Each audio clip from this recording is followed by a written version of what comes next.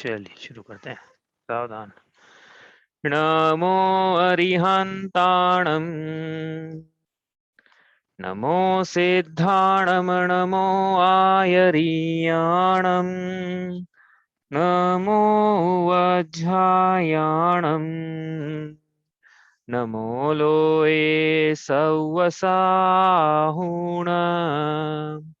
तीन भुवन में सार, वीतराग विज्ञानता, शिव स्वरूप शिवकार, नमः त्रियोग संहारिके।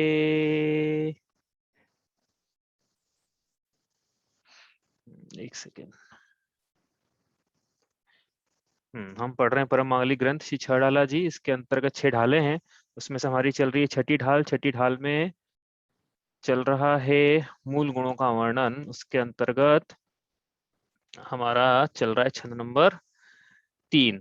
46 दोष बिना सुकुल श्रावक तने, घर अशन कोले तप बढ़ावन हेतु नाही, तन पोषते तजि रसन को, शुचि ज्ञान संयम उपकरण लखी के गहे, लखी के धरे, निर्जंतु थान विलोकित नमल मूत्र श्लेषम परिहरे।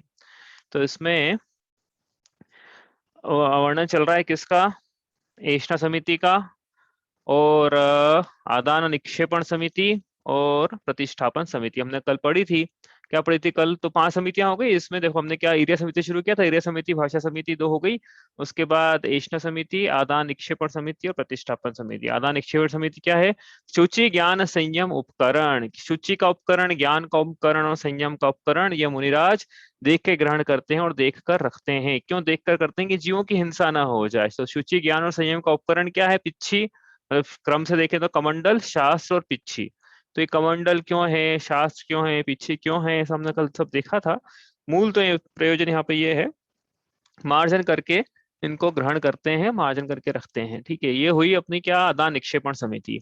अगली है प्रतिष्ठापन समिति। प्रतिष्ठापन समिति में क्या देखा था हमने? कि मल मूत्र का त्याग जो है और श्लेषम का त्याग जो है वो निर्जंतु स्थान पे करते हैं मुनिराज। तो क्या निर्जंतु स्थान यहाँ लिखा है? निर्जंतु के साथ में और कैसा स्थान होना चाहिए? एक सेकंड। हाँ, तो निर्जंतु स्थान के अलावा निर्जंतु के साथ साथ क्या क्या था स्थान में? हमने कल देखा था क्या था स्थान में और विशेषता है उसकी, कि वो गूढ़ हो, मतलब जनसंचार से रहित हो, वहां पे लोगों की आवाजाही ना हो। हाँ, ऐसा स्थान होना चाहिए। और कैसा होना चाहिए वहां पे?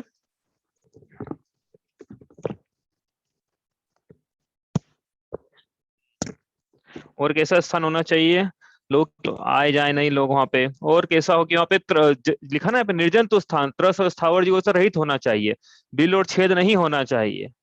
हाँ, और लोग निंदा ना करें, कोई विरोध ना करे, ऐसे स्थान पर मल मूत्र का त्याग करते हैं। अब जितना नगर में दिए हैं तो कैसे करेंगे? तो नगर में भी ऐसे ही करना है। नगर में ये नहीं है कि नगर में आए हैं तो अब क्या चलेगा हमें। देखो लिखा है ना यहाँ पे, क्या लिखा है? निर्जंतु स्थान। अपन को किसी की निंदा नहीं करना है अपने को यहाँ पे, लेकिन क्या लिखा है यहाँ पे? निर्जंतु स्थान देखकर मलमूत्र का। और मूल गुण लिखा है ऐसा ही है। इसका मतलब क्या है? कि फ्लश में नहीं जा सकते, फ्लश के टॉयलेट में, पोर्सिलिन के टॉयलेट जो बने हुए हमारे हैं इसमें नहीं जा सकते। कि नहीं तो हम का शुद्धि का स्थान कहाँ है? कोई पूछे मुनिराज तो हम बताते देखो ये है। तो ये तो अपना स्थान उनका नहीं है, उनका नहीं होता है। तो आचार्य विशुद्ध सागर जी तो एक प्रवचन उन्होंने यहाँ तक बोल दिया है कि दूसरी प्रतिमाधारी के फ्लश के टॉयलेट में है का मल त्याग का, मल विसर्जन का त्याग होता है। सब बोला उन्होंने, दूसरी प्रतिमाधारी के लिए बोल दिया है। तो ये तो फिर मूल गुण महाव्रती हैं, इनके कैसे हो पाएगा ये? तो दिक्कत क्या है फ्लश में? भैया वो जो जो मल है वो उष्ण मल रहता है। वो उष्ण मल शीतल जल में, पानी भरा रहता है वहां पे, शीतल जल में गिरेगा, जीवों की हिंसा होगी कि नहीं होगी वहां पे? हाँ, ऐसा तो नहीं कि बिल्कुल अपन बिल्कुल गर्म गर्म जल भरा हुआ रहता है वहां पे 24 घंटे की मर्यादा वाला। हाँ, ऐसा तो नहीं है। आप कोई बोले कि नहीं उसको भी अपन प्रासुक कर दें, वो जल जो भरा हुआ रहता है सीट में, टॉयलेट में, तो वो ठीक है, चलो वो अपने एक सेकंड के लिए गौण कर दी वो बात। लेकिन जब मल विसर्जित हो गया उसमें, उसको फ्लश करेंगे। फ्लश कैसे करेंगे? अब कमंडल के पानी से करेंगे क्या? यदि कमंडल के पानी से कर भी दिया तो वो जो मल है वो मल जिन जिन स्थानों पर जाएगा उन स्थानों पे जीवों की हिंसा करेगा। ये बात समझ में आती कि नहीं? मोरी में, घर की टॉयलेट में यदि मूत्र विसर्जन किया है उदाहरण के लिए, तो मूत्र जहां जहां जाएगा वहां तक के जीवों की हिंसा करेगा वो। ऐसा तो नहीं है कि ठहरा हुआ रहेगा वो, जहां जाएगा हिंसा करेगा। अपने घर की ये जो जहाँ स्थान है ये मल मूत्र विसर्जन का, सो उन उठा के देखें यदि, जैसे मोरी है, मोरी की जाली उठा के देखें, तो नीचे की दुनिया देख के क्या है कि समझ में आ जाएगा क्या कहना चाह रहे हैं यहाँ पे। अलगी काई जमी हुई मिलेगी, या तो फिर कॉकरोच मिल सकते हैं, छोटे मोटे बारिश के दिनों में कीड़े मिल सकते हैं। हाँ, तो ये सब पाए जाते हैं वो मोरी में। तो इसलिए क्या है, फ्लश की टॉयलेट में मल मूत्र विसर्जन नहीं करते हैं मुनिराज। कहाँ करते हैं फिर? जंगल में करते हैं। जंगल में करते हैं जहाँ पे कोई निर्जन तो स्थान होना चाहिए, कहने का मतलब ये। ठीक है ना? आई बात समझ में? कोई इसमें पूछना तो नहीं किसी को कि खुले में करते हैं ऐसा है वैसा है? तो यहाँ पे क्या है, अहिंसा महाव्रत के धारी है ना, तो ऐसी जो क्रियाएं हैं, निहार में भी क्रिया होगी, वो अहिंसा महाव्रत का आचरण करते हुए होगी। कि हमारी क्रियाओं से जीवों की विराधना ना हो जाए, ऐसा ऐसा होना चाहिए। चलो अब आगे चलें यहाँ से। तो ये 5 प्रकार की समितियां हो गई। देखो अपन ने क्या क्या पढ़ा इसमें से, अपन ये देखे हैं। तो इसमें से अपन ने 5 प्रकार की समितियां पढ़ ली है। देखो अपन ये पढ़ रहे 5, 28 मूल गुण, 5 महारत पढ़ लिए, 5 समितियां पढ़ ली। अब वर्णन आना चाहिए कायदे से पंचेंद्रीय जय का। ठीक है, तो पंचेंद्रीय जय 6 आवश्यक और 7 अन्य शेष मूल गुण बचे हैं। तो मुनिराजों के 28 मूल गुण पूरे हो जाएंगे। लेकिन यहाँ पे क्या करा है थोड़ा सा दौलत राम जी ने, पंचेंद्रीय जय के पहले अलग कुछ चर्चा करी है। अलग चर्चा करी मतलब क्या कि लीक से हटकर है क्या? नहीं, ऐसा नहीं है। हमने बोला था कि जब छठी ढाल आएगी ना, तो 28 मूल गुणों की चर्चा तो होगी, साथ में आचार्यों के 36 मूल गुणों की चर्चा भी होती रहेगी बीच बीच में। इसमें आते रहेंगे वो मूल गुण। तो आ गया है वो स्थान जहाँ पे आचार्यों के 36 मूल गुणों की चर्चा अब एक तरह से प्रारंभ हो गई तो नहीं कहेंगे, लेकिन हाँ हो गई, वो जगह आ गई है। तो वो पढ़े उसके पहले हम एक चार्ट वापस बनाते हैं कि मुनियों के 36 मूल गुण का बनाया हमने, आचार्यों के 36 मूल गुण, मुनियों के 28 मूल गुण बनाए थे ना, आचार्यों के 36 मूल गुण। हम्म तो पंक्ति आएगी आगे सब। ये अपन क्या अभी तो पूरे नहीं पढ़ रहे हैं, अपन तो चार्ट बना रहे हैं, फिर वो देखते हैं कि कहाँ पे क्या फिट हो रहा है। जो नहीं आएगा अलग से वो अलग से कर लेंगे, ठीक है। पंचाचार नहीं आने वाले तो वो अलग से कर लेंगे, बाकी सब तो आएगा इसमें। तो आचार्य के 36 मूल गुण, पंक्ति आएगी एक, तप तपे द्वादश धरे वृष दश रत्न त्रय सेवे सदा। मुनिराजों के भी ये गुण पाए जाते हैं, लेकिन आचार्यों के मूल गुणों में है ये। हाँ, अभी इसका क्या मतलब है वो समझेंगे कभी। लेकिन कहना क्या चाह रहे हैं कि आचार्य के मूल गुण 12 प्रकार के तप। ठीक है, 36 बनाना है ना अपने को, 10 प्रकार के धर्म। तो ये तप तपे द्वादश धरे व्रज दश पंक्ति आएगी तब समझेंगे इसको, इसी में आने वाली है। और इसके बाद 3 गुप्तियां,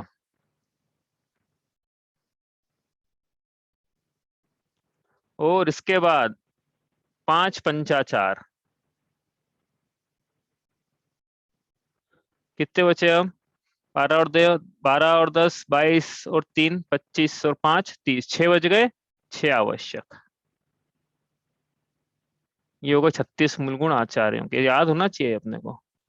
आचार्यों के 36 मूल गुण कौन कौन से हैं? 12 तप, 10 धर्म, 3 गुप्तियां, 5 पंचाचार और 6 आवश्यक।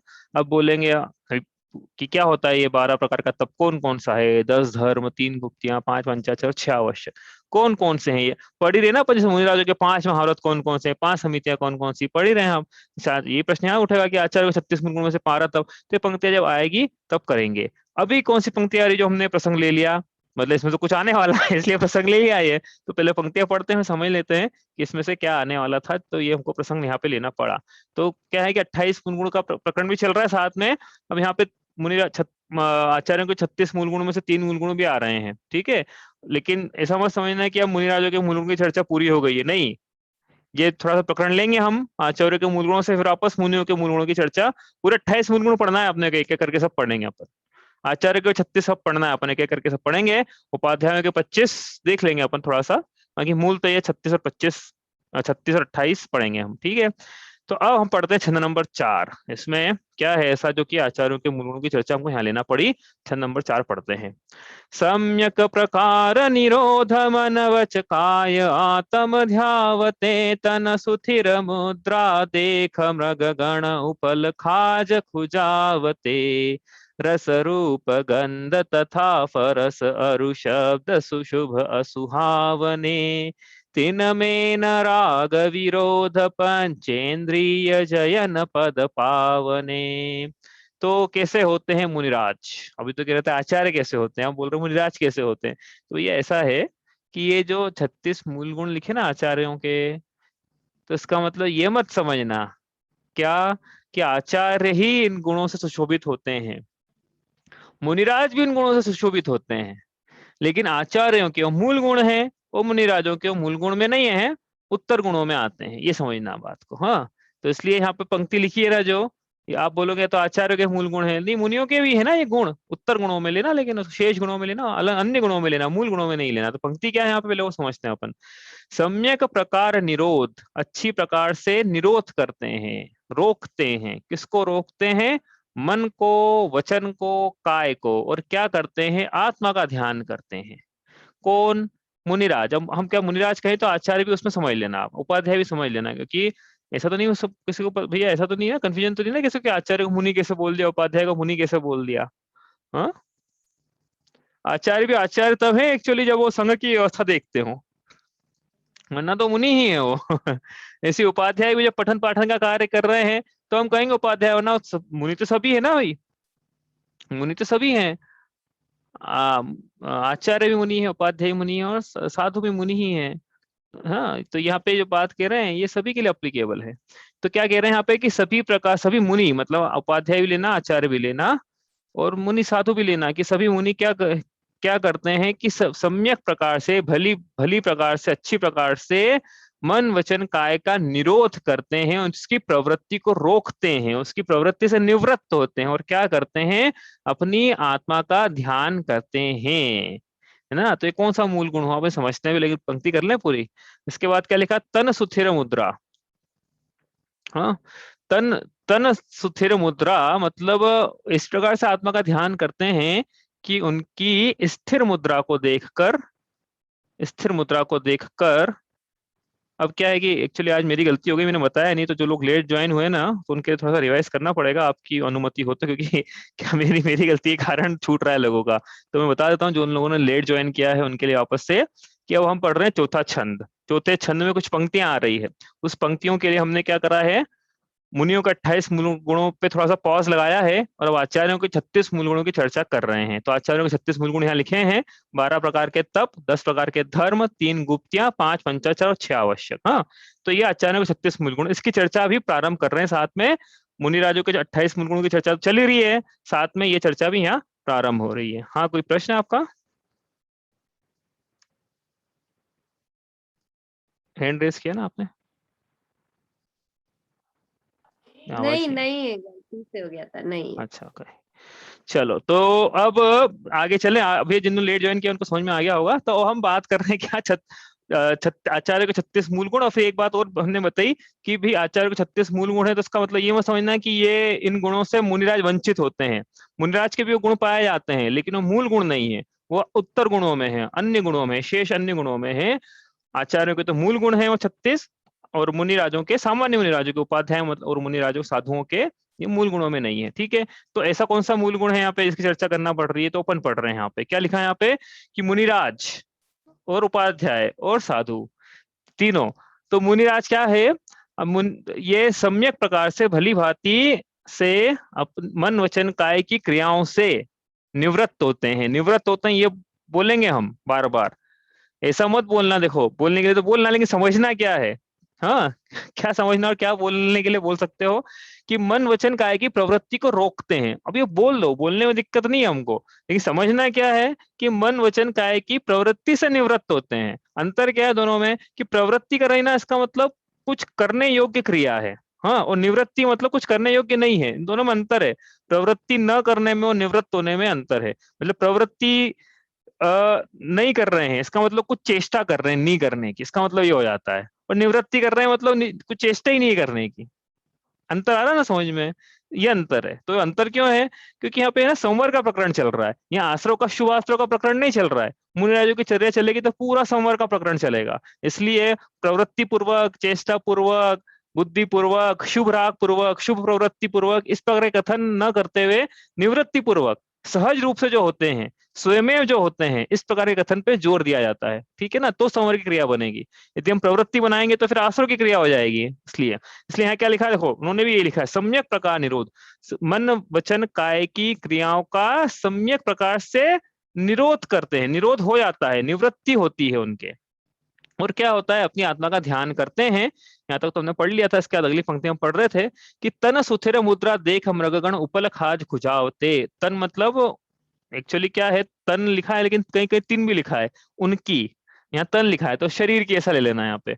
उनके शरीर की, सुथिर मतलब स्थिर, मुद्रा मतलब मुद्रा, देख मतलब देख, मृगगण, मृगगण मतलब जंगल में मुनिराज जिस प्रकार की मुद्रा धारण करते हैं, मन वचन काय का निरोध करके अपनी आत्मा का ध्यान करते हैं, तो उनके शरीर की स्थिर मुद्रा को देखकर वन में चलने वाले, वन में रहने वाले कौन, जो मृग गण हैं, हिरण आदि हैं मृग गण, वह उन मुनिराजों की मुद्रा को ऐसा समझते हैं कि ये कोई जीव नहीं बैठा है, जैसे कोई पत्थर हो, और उस पत्थर से अपनी खाज खुजाते हैं। ऐसा यहाँ पे लिखा है। कहाँ लिखा है ऐसा? उपल शब्द आया ना, उपल। उपल का मतलब क्या होता है? दूसरी ढाल याद है किसी को? दूसरी ढाल में शब्द आया उपल, कहाँ पे आया, पंक्ति याद है किसी को? अंतर रागादिक धरे जेह बाहर धन अंबर ते स्नेह धारे कुलिंग लहि महत भाव तेज ते गुरु जन्म जल। उपल नाव, पत्थर की नाव के समान है ऐसे कुगुरु या सुगुरु। सुगुरु कैसे हैं? सुगुरु जब जंगल में बैठते हैं ध्यान की मुद्रा में, तो उनके शरीर को भ्रम से, वहां के जो हिरण आदि हैं, मृगगण है, वो भ्रम से ऐसा समझ लेते कि ये पत्थर है, और अपनी खुजली मिटाते हैं। जैसे होता है ना, जब खुजली चढ़ती है इसको, उनके हाथ पे पीछे तो जाएंगे, अपने नहीं आते पीछे, उनके क्या जाएंगे तो वो खुजली मिटाने के लिए ऐसा समझते हैं कि जैसे पत्थर हो तो उससे खुजली मिटाते हैं, ऐसा यहाँ लिखा हुआ है। ठीक है, अब बात करते हैं कि ये प्रकरण चल क्या रहा है वास्तव में यहाँ पे।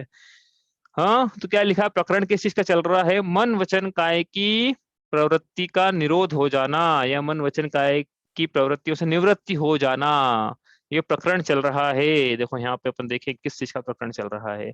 यहाँ से अपन देखें किस चीज का प्रकरण चल रहा है, तो यहाँ पे प्रकरण चल रहा है तीन गुप्तियों का। इसलिए यह लिखना पड़ा यहाँ पे आचार्य में 36 मूल गुण।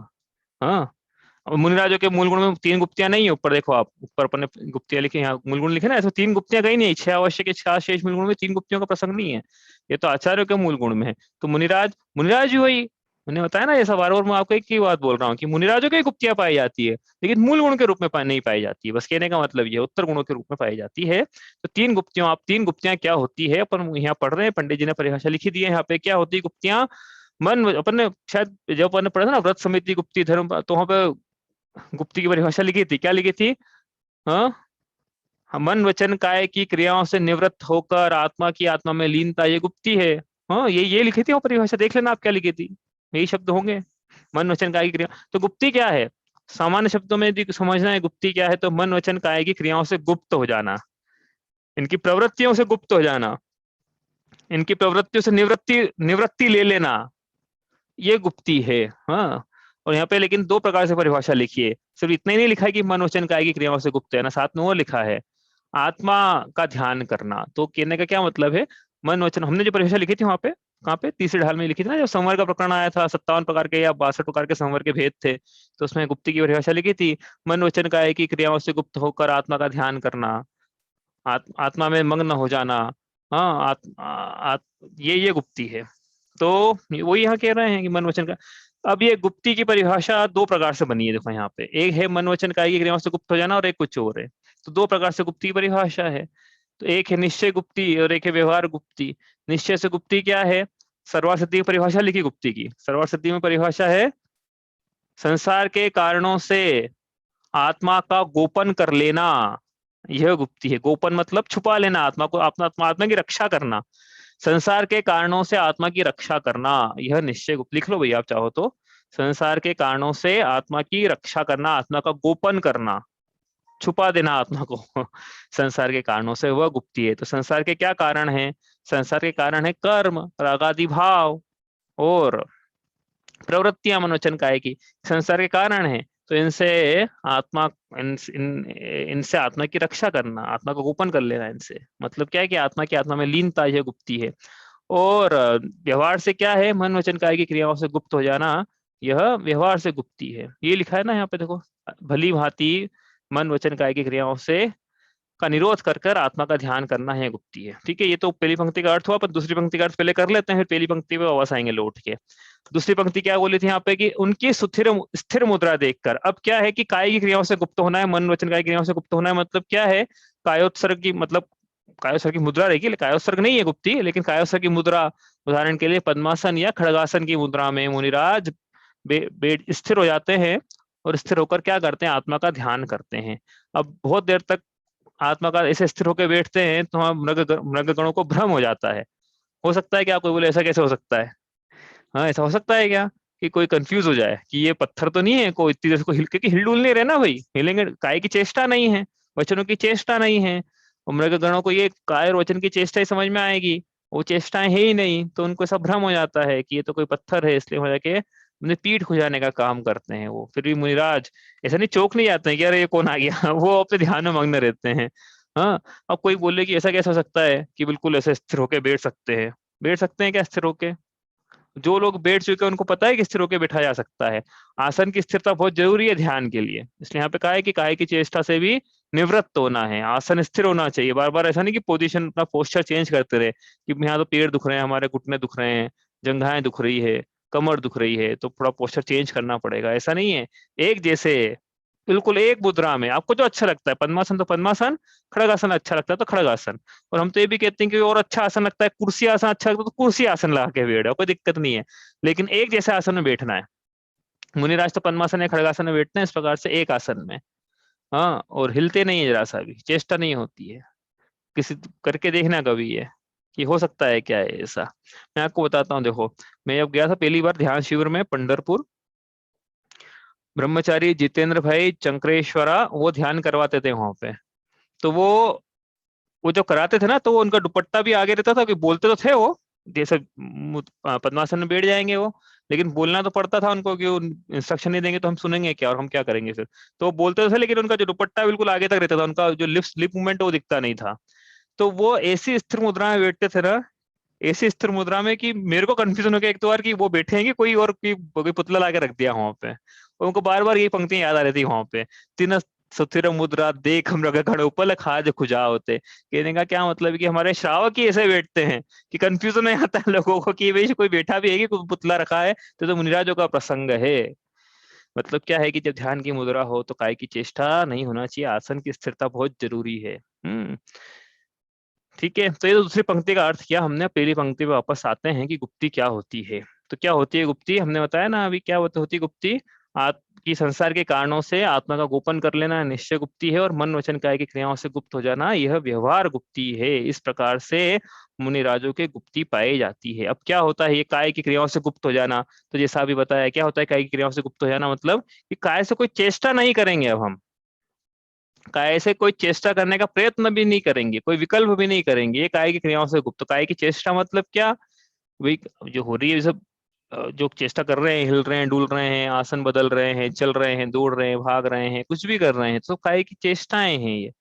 तो गुप्ती में काय की कोई चेष्टा नहीं है। ठीक है, इस प्रकार से पद्मासन या खड़ग एक जैसे स्थिर मुद्रा में खड़े होना है, बैठना है, जैसा जैसा आसन स्थिर होता है, होता जान पड़े वैसा होना है। ठीक है, ये वही काय की चेष्टा, काय की चेष्टा से निवृत्ति। अब आगे क्या लिखा है? वचन की चेष्टा। वचन की चेष्टा से मतलब कि कोई वचन नहीं कहना है गुप्ती में। मुनिराज जब गुप्तियों का पालन करते हैं तब कोई वचन नहीं कहते हैं। हाँ, अपनी आत्मा का ध्यान करेंगे या वचन कहेंगे, उपदेश कहेंगे। तो बहिर्जल्प तो नहीं होते, अंतर्जल्प भी नहीं होते हैं। ऐसा भी नहीं कि कोई मुंह से नहीं बोल रहे लेकिन मन में कुछ ना कुछ बोल रहे हैं या इशारों में बात कर रहे हैं, ऐसा भी नहीं है कि मन में बोल रहे हैं कुछ अपने, ऐसा भी नहीं है। अब जो ध्यान शिविर में जैसे होता है ना, ध्यान शिविर का उदाहरण आया, वहां पे 10 दिन का मौन रहता है। 10 दिन तक हुआ कभी ऐसा आपके साथ में? 10 दिन तक मौन लिया हो किसी ने, वचन की गुप्ती, वचन की गुप्ती। तो ऐसा ऐसा नहीं है, मतलब ये क्या कहना चाह रहे हैं कि आप करके देखना है ऐसा वचन की गुप्त 10 दिन तक ऐसा। तो बहुत सब निराश तो ऐसे भी होते हैं कि दीक्षा के बाद मौन ही ले लेते हैं। अभी मेरे ख्याल से भी थोड़े टाइम एक आध साल पहले की बात है, आचार्य श्री के संग में किसी मुनिराज की समाधि हुई थी। जब समाधि हुई उनकी, तब हमको पता पड़ा था कि ये जिन्होंने जब से दीक्षा ली तब से ये मौन थे। मौन, मौन ले लिया। मुनिराजों को बोलने का क्या प्रयोजन? हाँ, मौन ले लिया उन्होंने। उपदेश देने के लिए आचार्य हैं, उपाध्याय हैं, इनको अपनी चर्या साधना, कोई उपदेश, अरे भैया उपदेश देना कोई मूल गुण नहीं है यहाँ पे कि नहीं उपदेश देना ही पड़ेगा, मुनिराज बने हो तो मूल गुण भंग हो जाएंगे, ऐसा कुछ नहीं है। श्रेष्ठ तो यही है कि आप बोलो ही मत। देखो हमने बात की थी ना कि बोलने पर कितनी हमने कितने लेवल की से नियंत्रण किया है। तो पहले सत्यानुव्रत था, फिर सत्य महाव्रत आया, फिर भाषा समिति आई, अब आ गई वचन गुप्ती।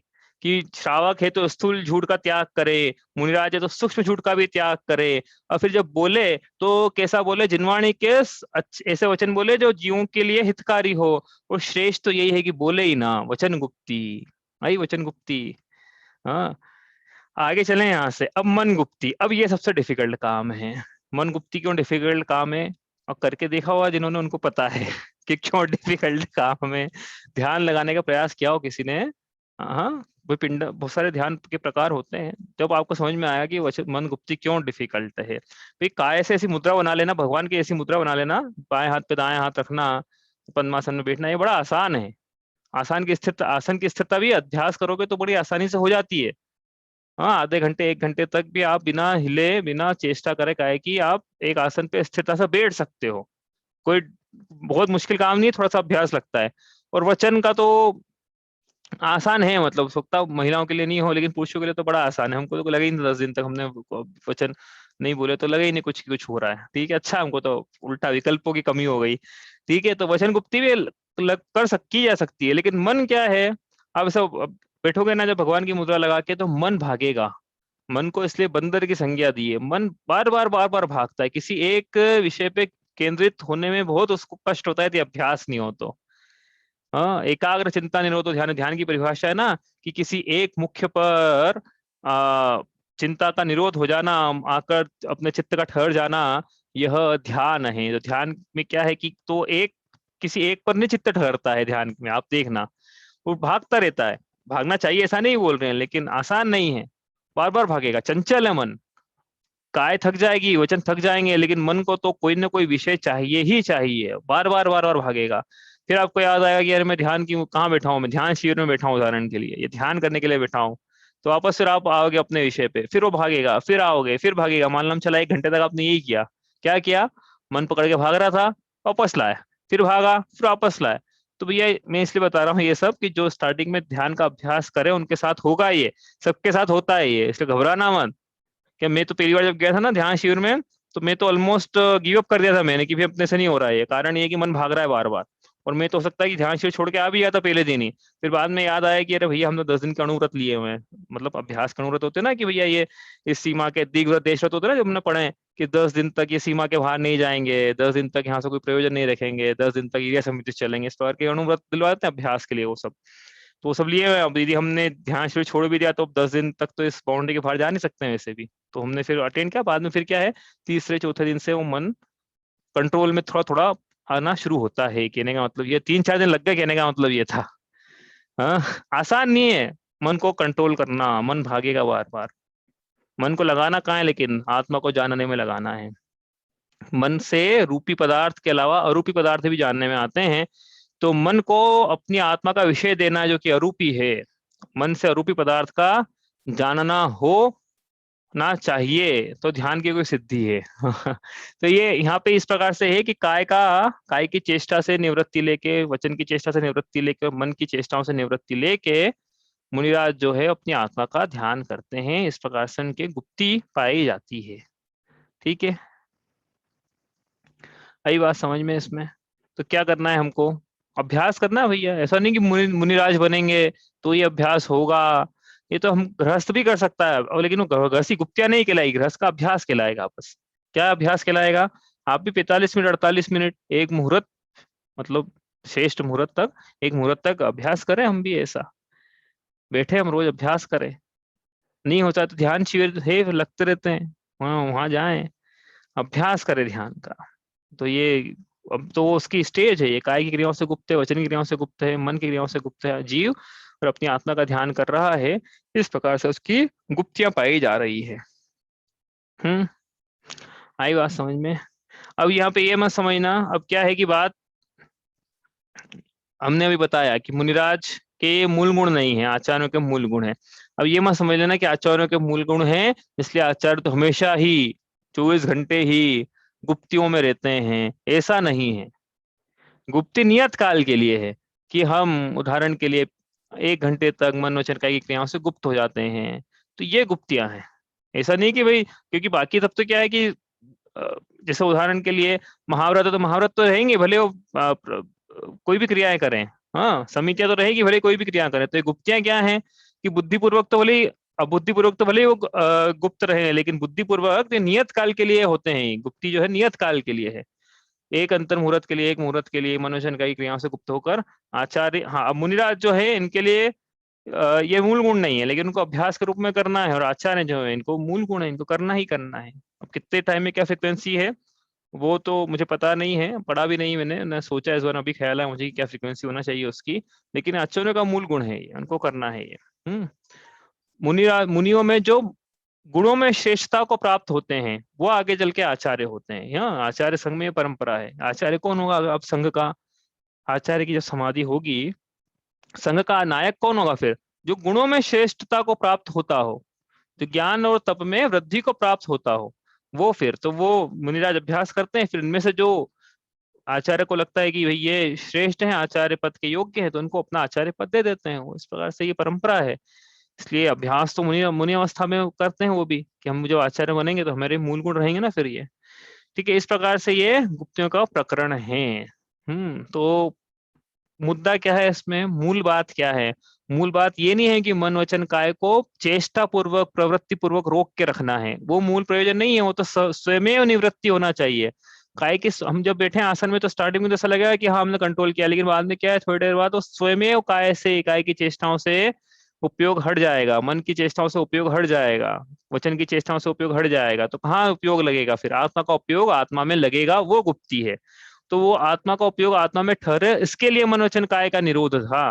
ये मन वचन काय का निरोध कर लिया और आत्मा का आत्मा उपयोग नहीं है, तो फिर गुप्ति भी नहीं है फिर वो। कहने का क्या मतलब है, आत्मा के अवलंबन के लिए बाकी चीजों का अवलंबन छोड़ा है। बाकी चीजों का अवलंबन होता रहेगा तो आत्मा का अवलंबन कैसे होगा? जैसे काय की चेष्टा करेगा तो आत्मा में उपयोग कैसे लगेगा उसका? इसलिए बाकियों से अवलंबन छोड़ा है, बाकियों से उपयोग हटाया है, बाकियों से ध्यान हटा के अपनी आत्मा पे ध्यान लगाया है। इस प्रकार से यह गुप्तियां हैं। आई बात समझ में? तो इस प्रकार से आचार्य के 3 मूल गुण पढ़े हमने। गुप्तियां क्या होती है? कोई प्रश्न है इसमें किसी का? वरना अब आगे चलते हैं यहाँ से। कितने ही करते हैं, समय ज्यादा हो गया आज, 10 मिनट ज्यादा हो गए। हम्म, कोई प्रश्न है आपका तो आप पूछ लो, वरना इतना ही करते हैं आज, जैसे भी आज क्या है, लेट हुई ना, 10-15 मिनट क्लास स्टार्ट। मूल गुण की एक बार डेफिनेशन बता दो ना। जो गुणों में मूल होते हैं, प्रधान होते हैं, उसे मूल गुण कहते हैं। गुणों में जो मूल हो, प्रधान हो, बस प्रमुख इतना हो, है, मुख्य हो। और कुछ नहीं हो सकते, मतलब यही डेफिनेशन है इसकी, बस मूल गुण हाँ तो मतलब जो उनके, गुणों में श्रेष्ठ हाँ गुण उनके जो ये है बस। बाकी तो और गुण भी हो सकते हैं, बाकी श्रेष्ठ यही है ऐसा। श्रेष्ठ तो नहीं बोल रहे हम, जो मूल है, मतलब मूल मतलब कि प्रमुखता से ये तो होंगे ही होंगे, यदि ये नहीं है तो मुनिपना नहीं है। उदाहरण के लिए 28 में से एक भी मूल गुण चला गया तो मुनिपना खत्म हो गया, इसलिए ये तो होना ही होना, कंपलसरी गुण जिसको बोल सकते हो आप, प्रमुख गुण, कंपलसरी, अनिवार्यतः। तो 28 मूल गुण अनिवार्यतः ये होना ही चाहिए।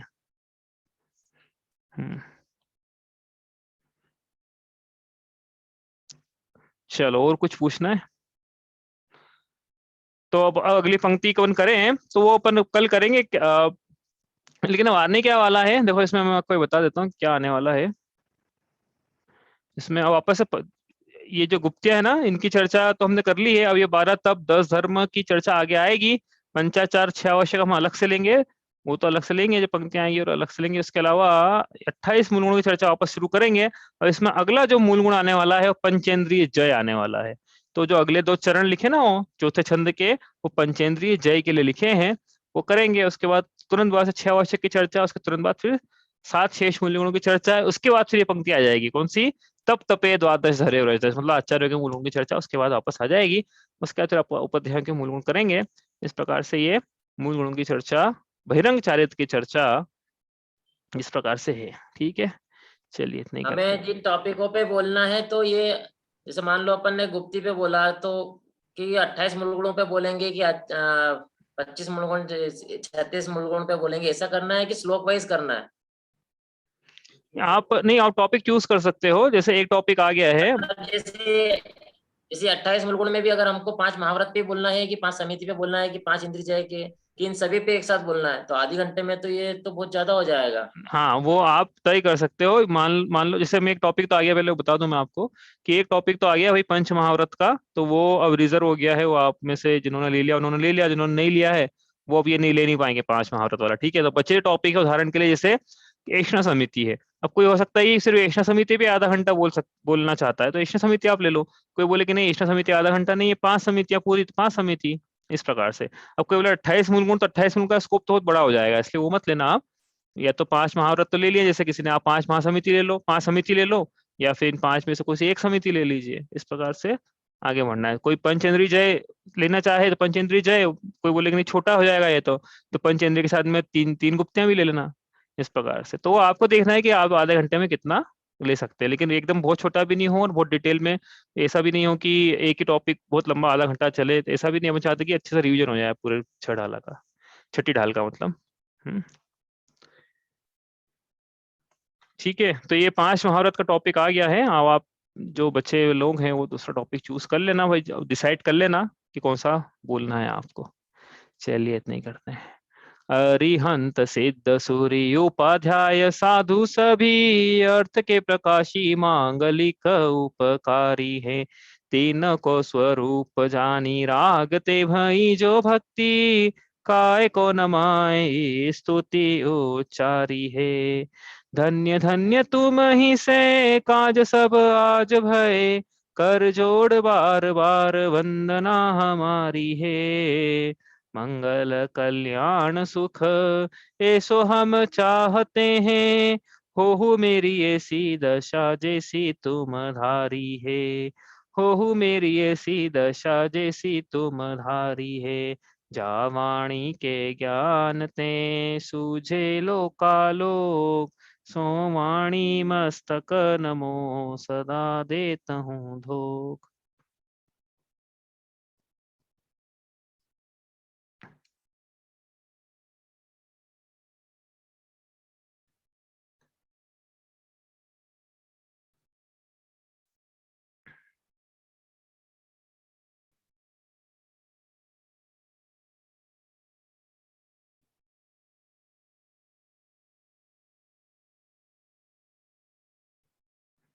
जय जिनेन्द्र। जय जिनेन्द्र। जय जिनेन्द्र।